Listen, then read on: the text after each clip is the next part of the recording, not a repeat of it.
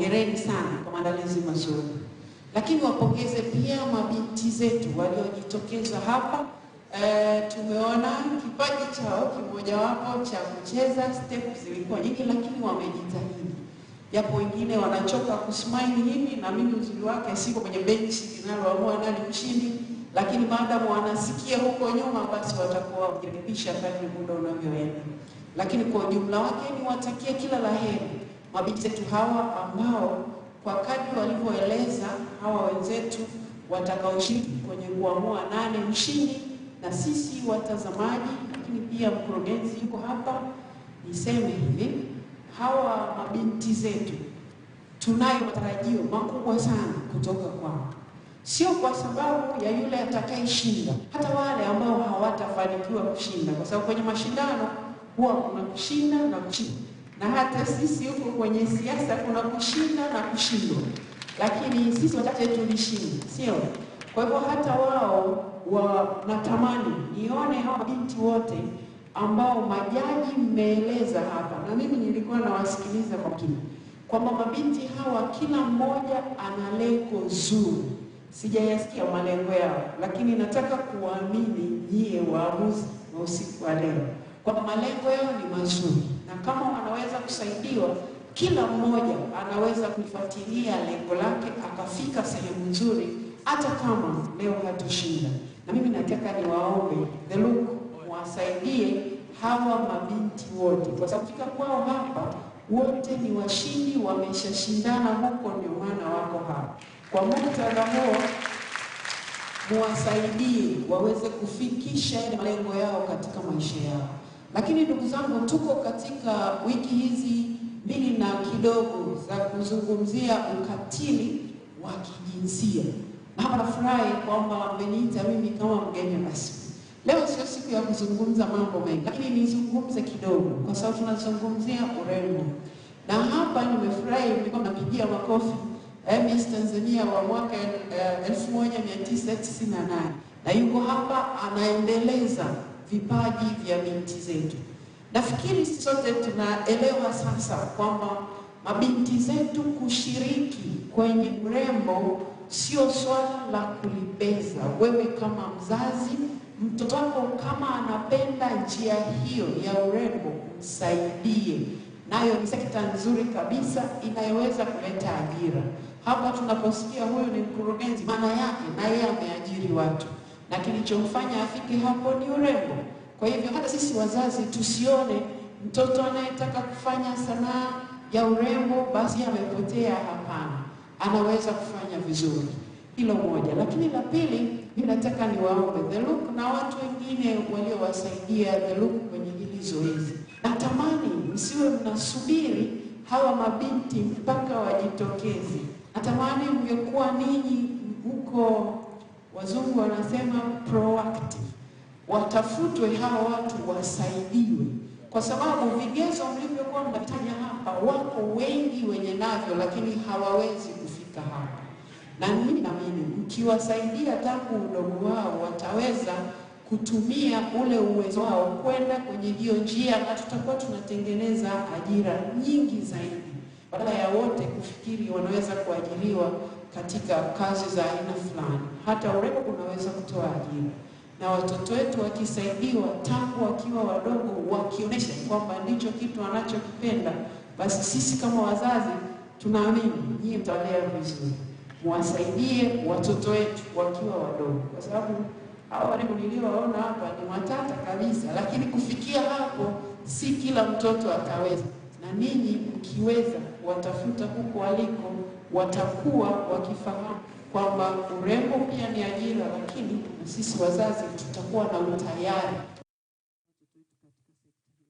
Ndugu zangu, nisiongee maneno mengi sana, lakini ninamtakia kila laheri atakayeibuka kidedea kutuwakilisha Tanzania huko atakapokwenda Brazil. Lakini hata wale ambao hawatafanikiwa pia nawatakia heri, kwa sababu katika malengo yao walioyasema na mimi tutayajua leo, na hata ambayo hatutayajua leo basi waendeleze kile ambacho walionacho. Asanteni sana kwa kunisikiliza. Ninawatakia usiku mwema. Makofi kwake naibu speaker Tulie Action. Pia makofi kwake mkurugenzi wa The Look Basila Kaluba Mwanakuzi, kampuni ambayo inaandaa Miss Tanzania kwa mwaka wa 3 mfululizo. Ladies and gentlemen, welcome back to Julius Nyerere International Convention Center and the crowning of the 2020 Miss Tanzania. Mgeni rasmi akifika pale na kuketi, na wakati waamuzi judges wakimpisha pale ili mambo yote yaende sawa kabisa. How do I look? Umependeza, sipendeza? Alright. Ni kazi ya kulipa wa Tanzania CJ Clothing. Anapatikana hapa Caesar, Dar es Salaam, Tanzania. I went for the whole board thing. Tukizungumzia ubunifu wa Tanzania sasa, moja ya vitu ambavyo Miss Tanzania inapenda ni kuweza kuwashawishi warembo waweze kutumia ubunifu wao zaidi katika kubuni mavazi. Hivyo kipengele kitachopata kitaonyesha washiriki wote safi kabisa, lakini pia Nesta Style, 6-round photography, smart cards, S&M, Dalali Zombie, nisaidie kwa makofi. Butch's Shoe Handbag Boutique, Vio Beauty Shop, simulizi na sauti media, makofi jamani. Concept TV Online, Serene Beach Resort ambapo pia walikuwa wakifanya kambi hapa, bila kusahau SATA, JNICC, na bila kusahau waandishi wa habari wote ambao wako hapa. Ladies and gentlemen, hii ndio Miss Tanzania bwana. Mmependeza lakini mmenipongeza. Nipongeze. You all look very lovely. Napenda kutambua uwepo wa kuu wa wilaya Godwin nimemwona mahali popote ulipo. Asante sana, tunashukuru sana kwa kazi sisi mheshimiwa. Napenda kutambua vile vile kwa Miss Tanzania mwaka 2010 Jean-Vive Mpangala ndo aliingia hapo. Karibu sana na wageni wote walikuwa, tutazidi kufurahi pamoja. Hii ni Miss Tanzania 2020 live kutoka Julius Nyerere International Convention Center. Hivi sasa ni wakati wa burudani kidogo, tunapumua kidogo wakati waamuzi wameshaanza kutoa maksi zao. Ambaye nakuletea kichwa kijana Lolo. Mimi napenda sana kazi zake kwa sababu zina usasa, lakini pia hata mama Tulia vile vile anaweza kuenjoy. Karibuni sana. Hii ni Miss Tanzania 2020.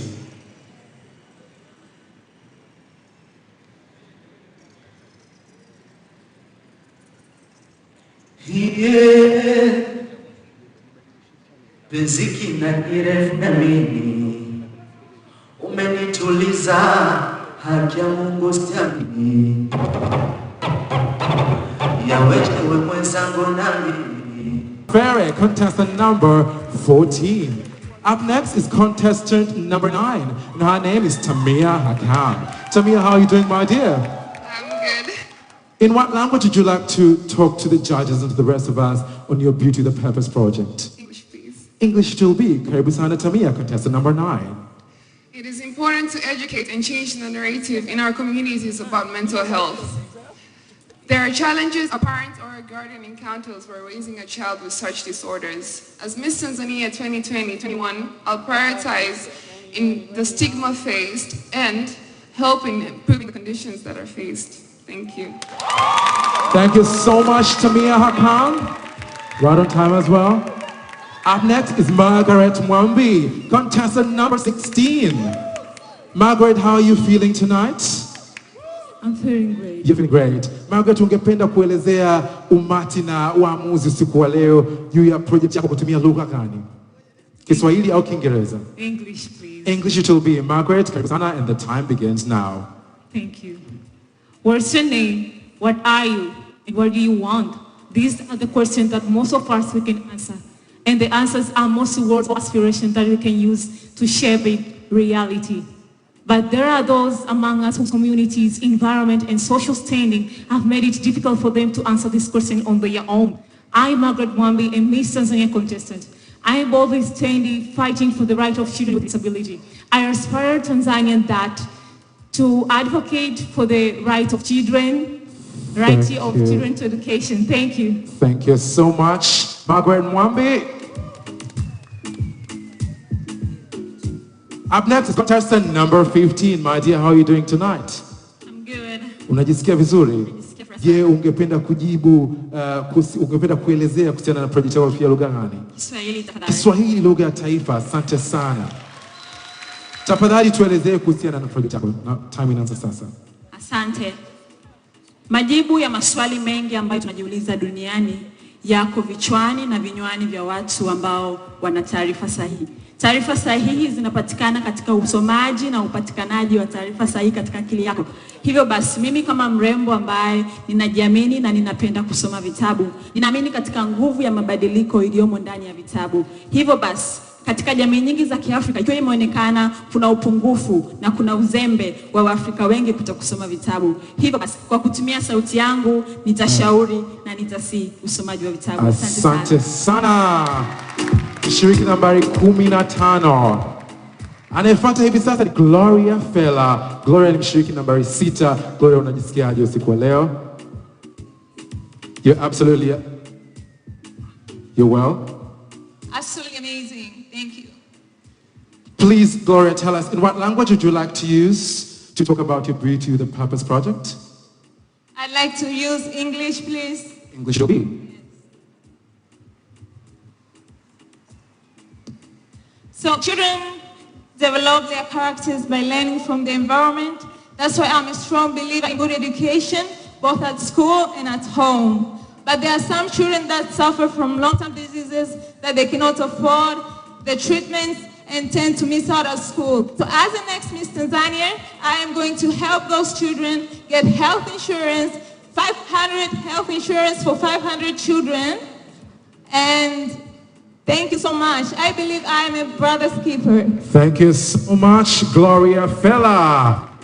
Ladies and gentlemen, one of these girls will walk in as Miss Tanzania tonight. Hisi kwa wale ambao wanatazama nyumbani, mnatazama moja kwa moja kupitia Clouds TV, lakini vile kwenye mitandao ya kijamii. Hongereni sana Clouds TV kwa kushirikiana na sisi. Barbara Hassan, mmoja wa waamuzi yuko hapa, lakini Chief Judge Basila Kaluba mwanakuzi baada yake, Mrisho Mpoto baada ya Chief Judge, bila kusahau Stephen kutoka Serena na bila kumsahau Anita Reumbeza.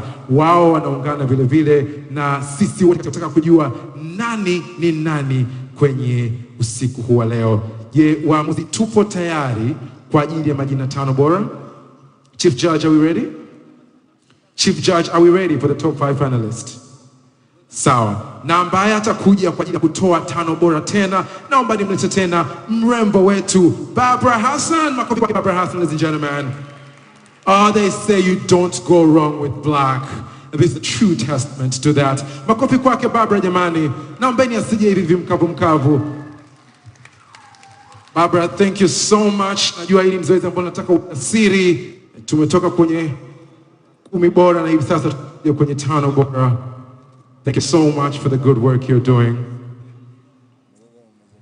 Barbara, karibu sana. Asante. Ningependa tu kusema kuwa wakati ambapo tulikuwa tunafanya mchakato wa kuchagua the best 5 kutoka kwa best 10, tulikuwa na uwakilishi kutoka BASATA. Just so you know. Haya, top 5.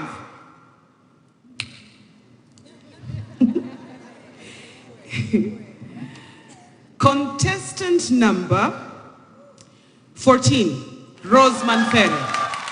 Mshiriki nambari 14, Rose Manfere, ameingia kwenye 5 bora ya Miss Tanzania 2020. Rose Manfere, mshiriki nambari 5. Nambari 14. Contestant number 11, Juliana Rugumisa.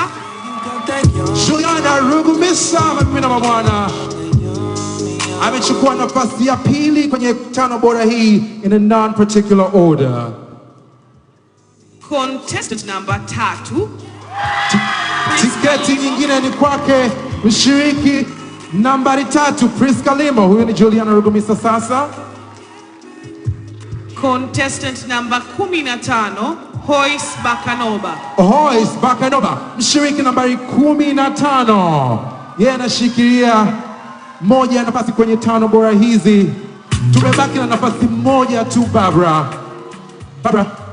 Barbara, this is the most important moment of the night. I know. Because there's just one spot tonight, And one of these girls' life from tonight will change forever. Very true. Barbara, naomba unitajie mshiriki wa tano. Au nikuachie utaje? Hapana, ni kazi yako Barbara. Endelea, sogea mbele kidogo hapa kwa ajili ya kutaja mshiriki mwingine ambaye anaingia kwenye tano bora. And this is contestant number 20, Yvonne Paul. Yvonne Paul, mshiriki namba 20, anafunga dimba kwenye tano bora ya wale walimbwende ambao mmoja wao siku wa leo ataweza kunyakua taji la Miss Tanzania 2020. Woo! Hongereni sana tano bora yote kwa kuweza kufikia kwenye hatua hii ambayo ni muhimu sana kwa hatua ya kupata mshindi wa usiku huu wa leo. Congratulations to all of you. You all very well deserving of the title. Baada ya hapo, bila kupoteza muda, awali tuliweza kuona washiriki wote katika kuelezea juu ya project zao ambazo ni Beauty with a Purpose project. Hizi ni project ambazo mara nyingi zinakuwa za kijamii, masuala ambayo yanatugusa kwenye nyanja mbalimbali, kwenye afya, kwenye masuala ya watoto, kwenye masuala ya mazingira na kadhalika. Baada ya hapa sasa, washiriki mmoja mmoja wataanza kuelezea Beauty with a Purpose, lakini watachagua waamuzi ambao waamuzi hawa watauliza maswali kutokana na project zao ambazo tayari zimefanywa kazi. Waamuzi judges wameshaziona. Naona judge Mwisho Mpoto anajiweka sawa kabisa pale kwa ajili ya kuweka microphone. Naomba nianze upande huu hapa. Na Rose Manfere, mshiriki nambari 14. Rose, how are you feeling tonight? I'm overwhelmed. You're overwhelmed. You look beautiful. You should be very, very proud of yourself. Thank you. Rose, ungependa uchague mwamuzi yupi kwa ajili ya kukuuliza swali juu ya project yako Beauty with a Purpose? I choose Judge Madam Basila. Rose has chosen Chief Judge Basila Kaluba Mwanukuzi to ask her on our Beauty with a Purpose projects. Rose Manfere, mshiriki namba 14, amemchagua Basila Mwanukuzi kumuuliza swali kuhusiana na project yake. Chief Judge Basila, karibu kwake. Once again, congratulations to all the girls. Congratulations also to those who didn't make it. As always, there's always has to be a winner. Rose Manfere, what is your Beauty with a Purpose project? Can you remind the viewers once again? Thank you. My Beauty with a Purpose concerns children with autism spectrum disease. Autism is a serious non-developmental disease characterized by challenges with communication and repetitive behaviors. It is a spectrum, meaning that each autism individuals brains vary from each other. It's okay, don't worry.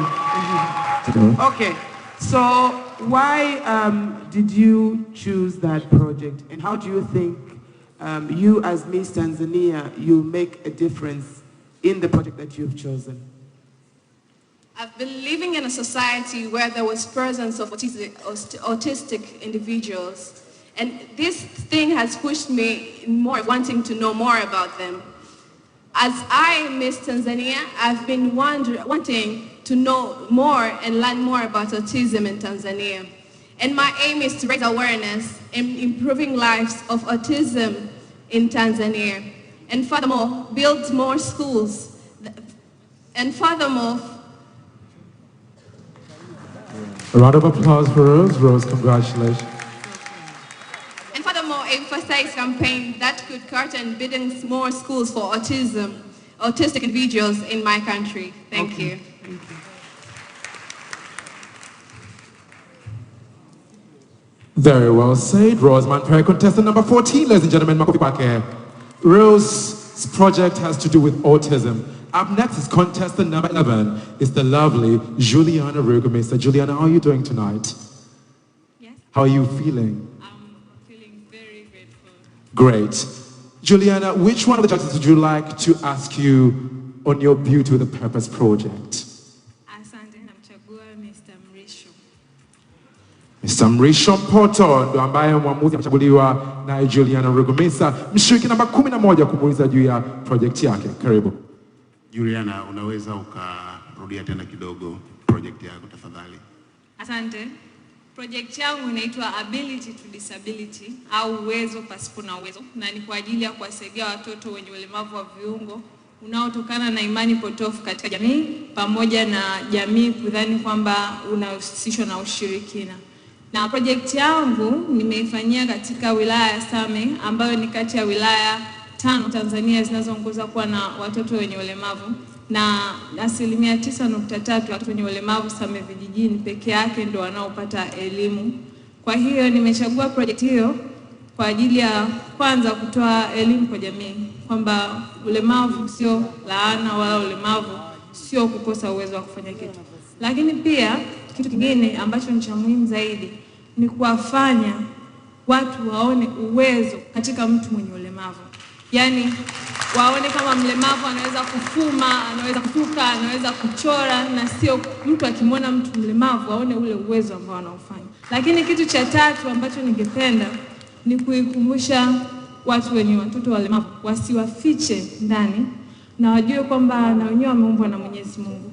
Hivyo basi ningependa kuwakumbusha kwamba kuna wafadhili wengi sana ambao wapo tayari kusaidia watu wenye ulemavu, na mimi naweza kuruhusu na kuwa mmoja wa watu ambao wapo wanawasapoti hao watoto wenye ulemavu. Asanteni sana.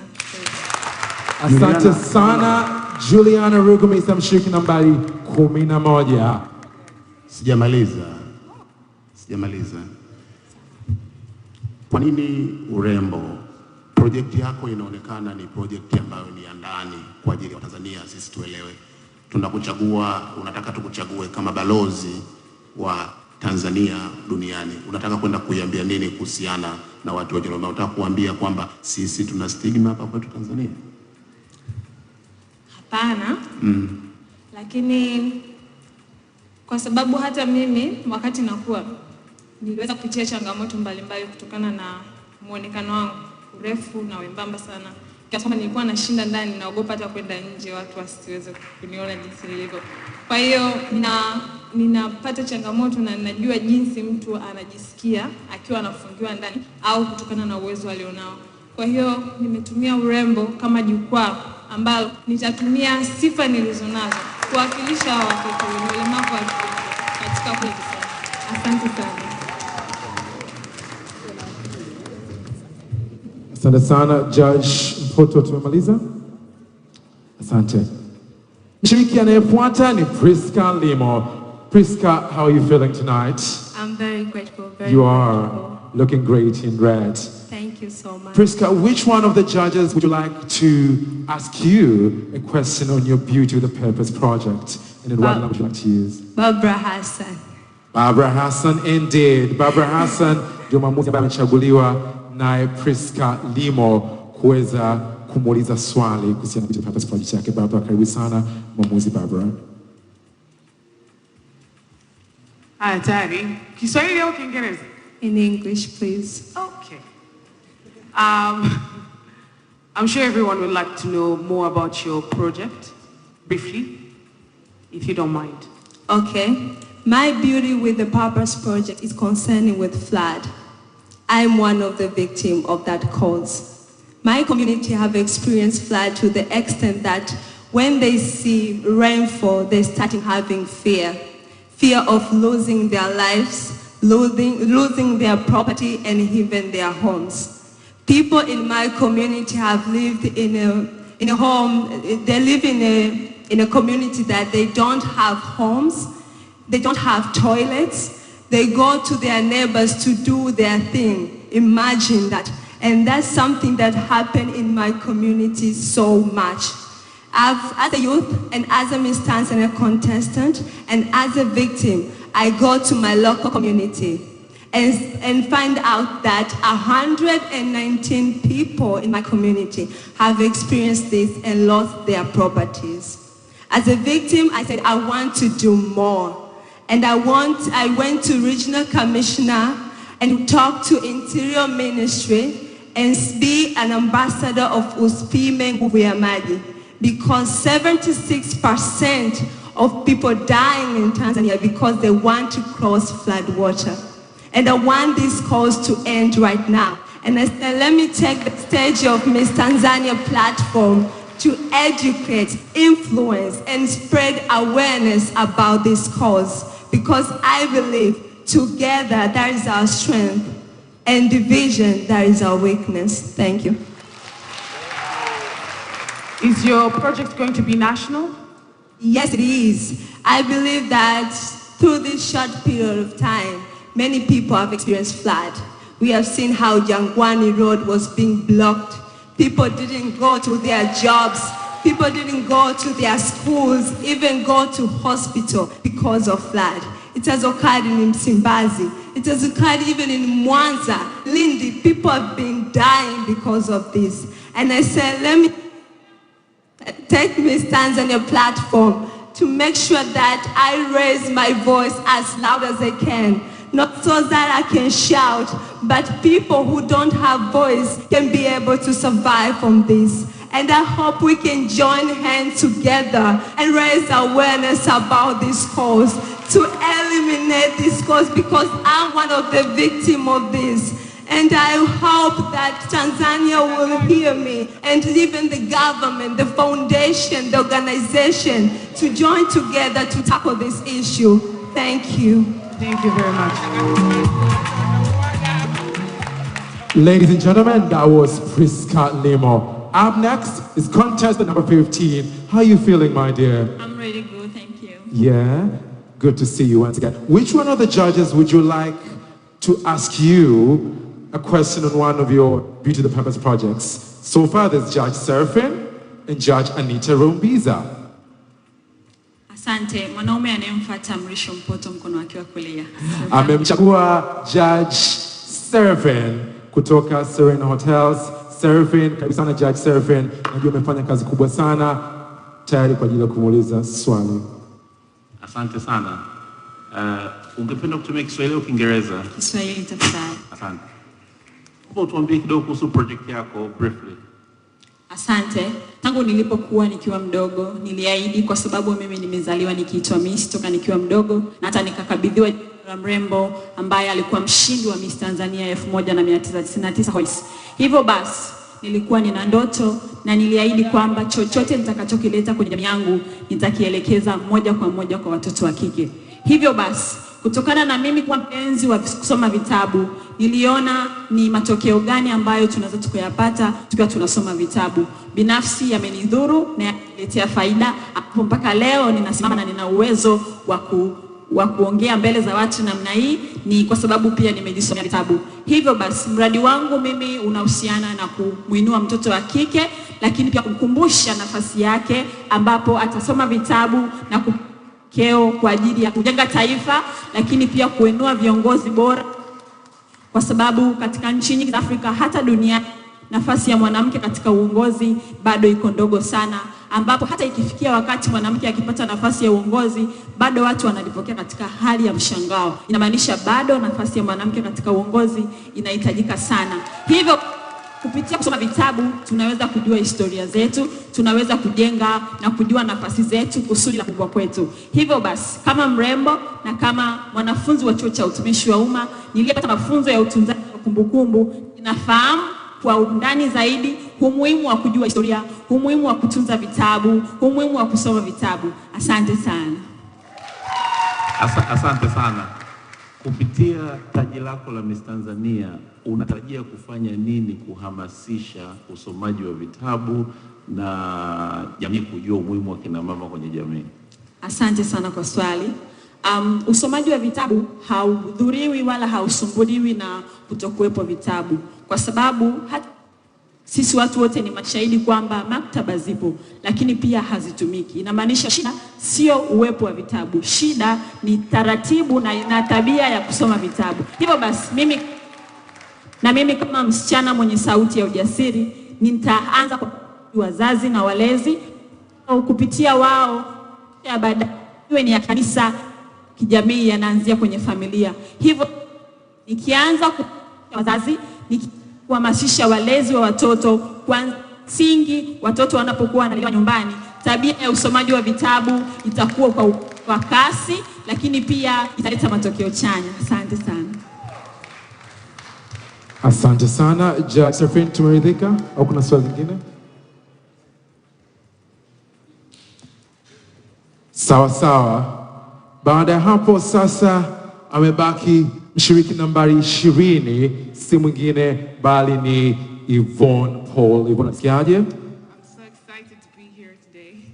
Sawa sawa. Yvonne, basi tuambie ungejisikiaje, kwa sababu jaji ambaye amebaki hivi sasa ni Anita Rombiza. Tuambie utatumia kwa lugha ya Kiswahili ama lugha ya Kiingereza kwenye kuelezea juu ya project yako. Purpose. English, please. English it will be. Judge Anita Rombiza from Serengeti Brewers. Thank you, my dear Yvonne. You told a story that you were told, no, you cannot do it. But look at you now today. Yeah. You have done it. Congratulations. Thank you so much. So, my dear, in a brief note, what is this project of yours? Why is it so passionate about being ambassador for malnutrition in Tanzania? Okay. Thank you so much. Good evening once again, ladies and gentlemen. Actually, my Beauty Week purpose is all about malnutrition to children under 5 years old in the gated community.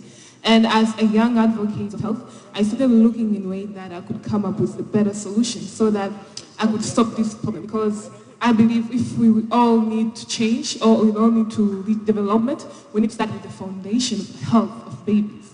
So my main goal of the project is to ensure that I raise awareness.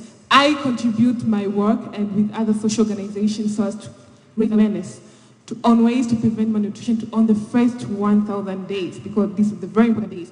And the second thing is I would love to raise funds so as to provide maternity facilities for pregnant women, so as to provide that friendly environment for them to give birth to healthy babies. But I just started looking that these two are not the sustainable solution for the problem. So my main goal is to ensure that I come with different social organizations to create and grant entrepreneurship training to these women in this community. As we know, if anyone here has ever grown up in a village whereby your mother just depends on agriculture, and when it's climatic change, you don't have anything to eat.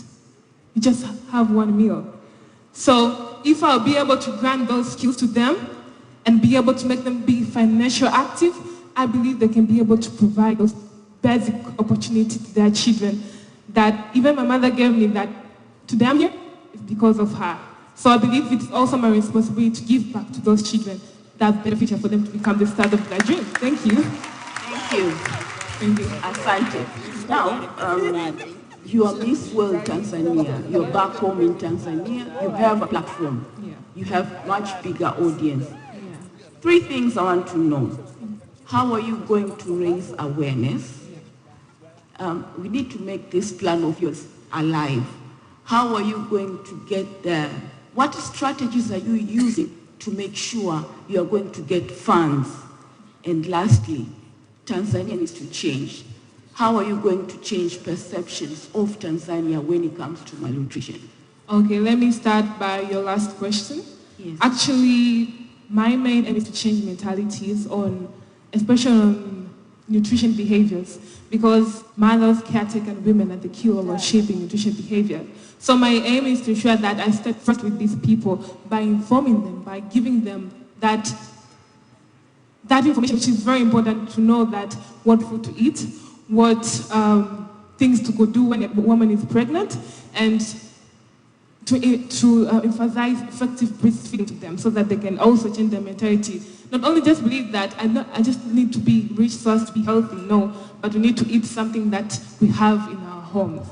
And as a Miss World, if God grant me that opportunity, I'd love to use, I think social media is a very, very strong right now. So if I'll be able to use my social media effectively, I believe I can be able to reach a lot of people. But knowing that these people who suffer are most in rural areas, so I'd love to go there because I grew up there.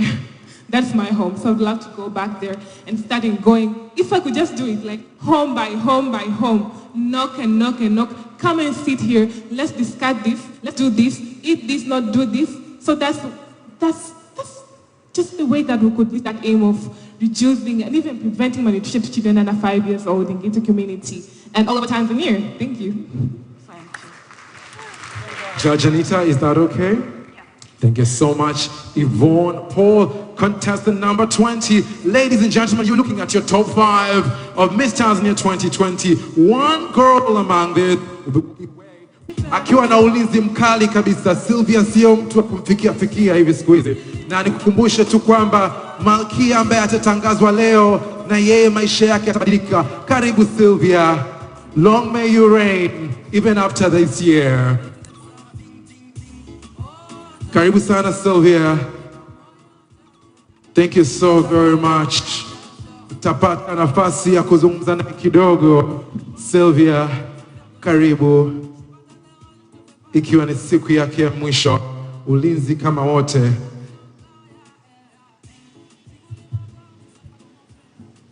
How are you feeling tonight, Sylvia?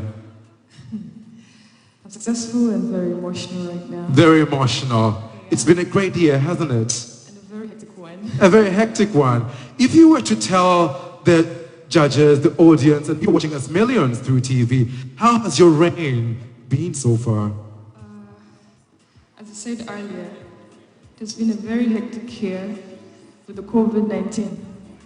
Borders have been locked. I'm very, very grateful and thankful for everything that has happened in my life. Speaking of Miss Tanzania, it didn't just give me money when I won. It didn't give me a name. It didn't give me fame. It gave me something that I wish I could explain it more than I want to say it right now. Right. Miss Tanzania gave me hope, not just to me, to my mom. I know you're watching this. Mom, wherever you are. I know. To my sisters, my 2 sisters, Rose and Sarah. To my dad, my stepfather. Speaking of WASILIANA, out of words. I know. Basila, you're one of Iron Lady. I know. Keep being strong. A lot coming. You need to be brave. I remember the first day in Ashinda, niliambiwa kitu na Hamisa Mobeto, wherever you are, I know you're hearing this. She told me that, welcome to the world of fame. Only brave people survive this. Only brave people survive this. Yeah. How deep is that? Makofi kwake. That's so very touching. And you are brave, my dear Sylvia Sebastian. I have to give it to you. I had a very candid conversation with the CEO of the local, Ms. WASILIANA, who's said tremendous things about you. And I've mentioned this to you on how brave you are, how confident you are, and how she feels very proud of having to work with you for a whole year as the beauty queen of this country. As I said before, I'm very, very emotional right now because I'm standing here of 2,000 people that I'm representing. Touching somebody doesn't mean touching a group of people. We're going back to Beauty with a Purpose. I did my project. It wasn't that huge. It wasn't that big, but I'm sure it touched someone. It made an impact. For real. And to the Miss Tanzania, the next Miss Tanzania, I tell you this, be strong, be brave, and cherish the moment. Cherish the moment to enjoy the crowd. Be strong, be brave, and cherish the moment. Sylvia Sebastian Bebu akielezea tu namna ambavyo utawala wake kama malkia urembo umekuwa, akielezea vile namna ambavyo amefurahi katika nyanja mbalimbali, na pia akitoa ujumbe kwa mrembo atayefuata na kuvikwa taji usiku wa leo kwamba awe imara, lakini awe na akili, aweze kutumia jukwaa lake. Sylvia, unadhani kitu gani umejifunza zaidi kama mrembo? Ukiangalia mwaka mmoja nyuma, kitu gani unadhani umesema wow, hiki kwa kweli nimejifunza kama urembo nchini Tanzania? I want to say, being in competition, it's not easy. I came to realize it's not just standing here showing off our glamorous gowns. It's not just standing here showing our makeup. It's standing here and talking and speaking on what you believe for. Standing here in faith, believing that it's not about the crown. It's all about touching someone, impacting somebody's life. It doesn't have to be a group of people. It doesn't have to be crew of people, even touching one life, it means something to somebody. I remember I was at Mwimbi Hospital. I saw many mothers and children lying down, losing hope, but after they saw us, they saw hope in us. And this is what we are looking for. I think that's something that we are all looking forward. We are all living so as to get hope. We are all looking for hope. We are going to pray so that we can get hope. We are all doing everything that we can do. We get hope, and after that we be happy in our life. So I've learned to be happy, to cherish, to embrace everything that I have. And having all that said, before I close, to my Miss World sisters, whoever wished to be with me tonight, it has been a hectic journey, as I told you before. COVID-19 and made us to be locked. I embrace and cherish every moment that we had to the Miss World.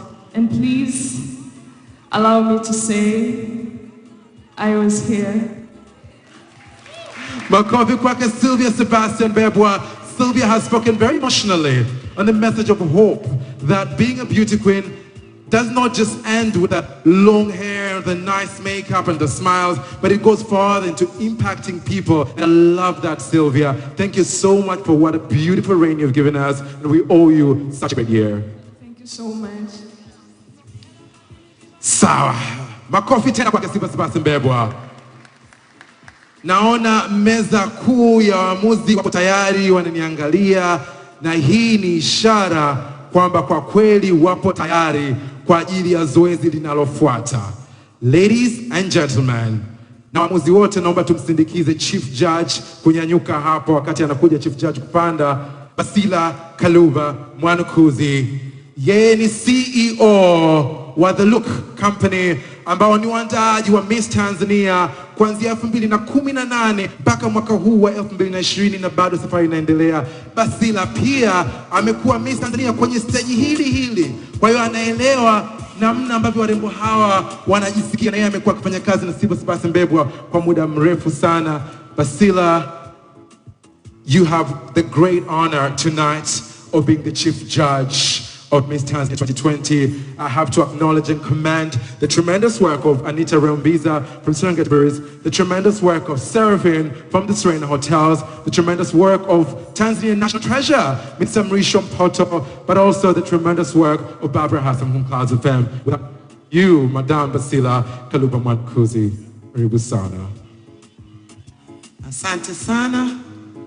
Kabla sijaanza kuongea, naomba niwakaribishe warembo wote waje hapa.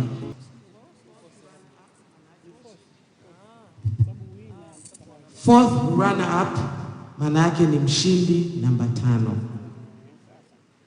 Wengi wao wanachanganya, wanasema fifth runner up. Hapana, fourth runner up ni mshindi namba 5 kwa Kiswahili. Kwa hiyo our fourth runner up is contestant number 20, Yvonne Paul. Yvonne Paul, mshiriki nambari 20, ndio mshindi wa 5 wa Miss Tanzania 2020. Hongera sana Yvonne. Nikumbushe pia Yvonne ameshinda taji lingine dogo la michezo.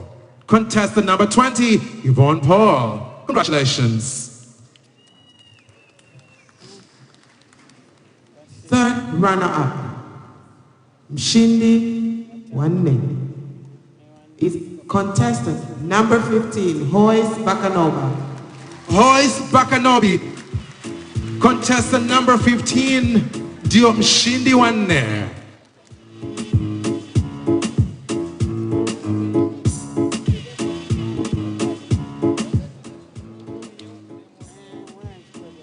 Ladies and gentlemen, second runner-up, mshindi wa 3. Second runner-up, ladies and gentlemen, of Miss Tanzania 2020 is Priska Limo. Priska Limo ni mshindi wa 3 wa Miss Tanzania 2020. Yeye ni second runner-up, lakini pia ameshinda mataji madogo ya talent pamoja na top model. Ladies and gentlemen,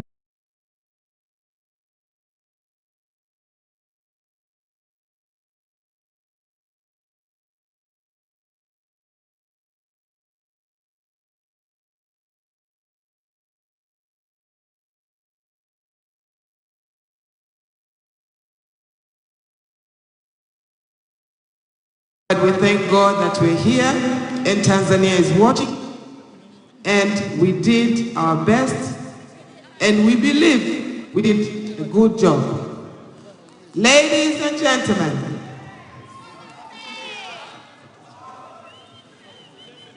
Miss Tanzania 2020 is contestant number 14, Rose Mshindi ni mshiriki nambari 14. Nambari 14, Rose Manfere is the new Miss Tanzania 2020. Ladies and gentlemen, we have a new queen, and her name is Rose Manfere. Rose atawakilisha Tanzania kwenye mashindano ya dunia Miss World huko Brazil. Congratulations, Rose. You are the new Miss Tanzania 2020.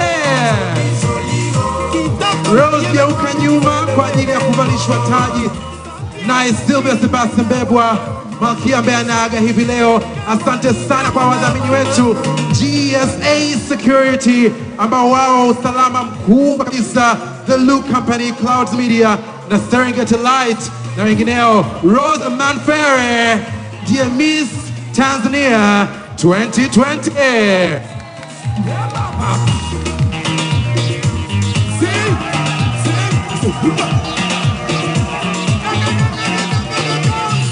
Hongera sana Rose, who are our new queen, and long may it reign. Rose akitabasamu lakini bila kuamini pale, na tayari Sylvia Bebwa anamvalisha Rose Manfere kuwa Miss Tanzania 2020, and the crown goes to Rose Manfere, Miss Tanzania 2020.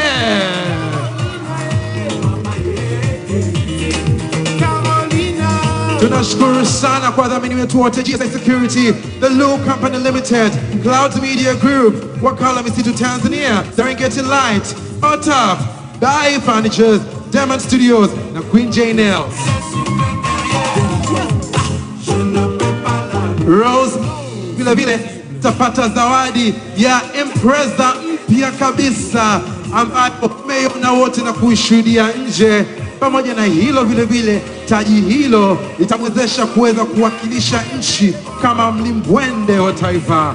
Congratulations Rose, you are Miss Tanzania 2020.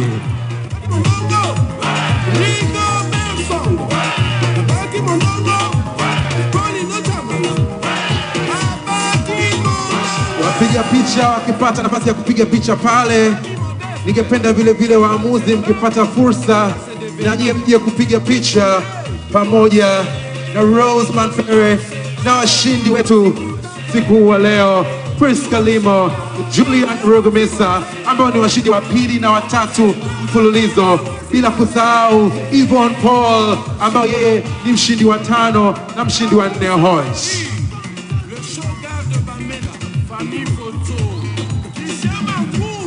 Karibuni sana kwa ajili ya picha huko mwisho.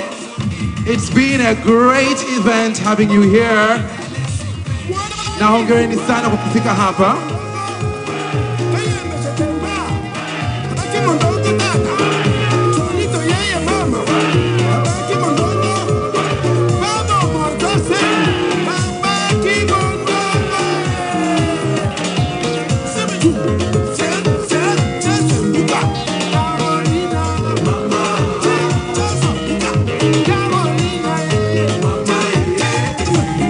Pamoja pale ya washiriki wote, bado nasema asante sana kwa GSA Security ambao wao wametupa ulinzi mkubwa kabisa, wale wote hawa, lakini vile The Look Company, Serengeti Light, Wakala Misitu Tanzania, at Soko, Smart Cards, pamoja na Vio Beauty Shop, bila kusahau Pasata na JNICC. Huyo ndio Rose Manfere. Rose, wapungie mkono. Kesho